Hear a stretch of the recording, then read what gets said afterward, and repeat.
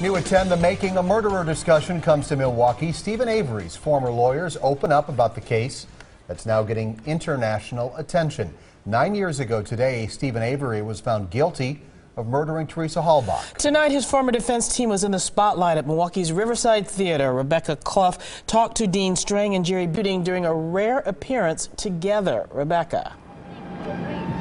Carolyn, Steve, now the discussion just got out here. We weren't allowed through the doors behind me, but I was allowed to talk to Stephen Avery's attorneys before their speech, and I was able to ask them if they thought their client was truly innocent or just not guilty.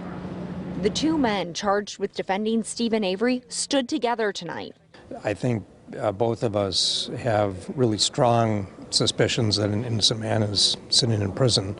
Dean Strang and Jerry Buting say their opinion doesn't matter. That was up to a jury to decide. Tonight, they came to Milwaukee to talk about justice and the documentary Making a Murderer. Avery spent 18 years in prison for a rape he didn't commit. 2 years after his release, he was arrested again for murdering Teresa Halbach.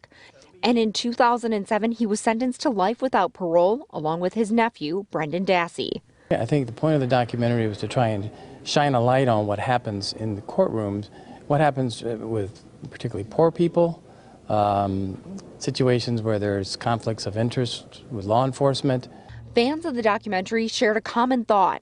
I think he's innocent. I think he does deserve another trial at least. And they wanted to know how Strang and Buting could make that happen.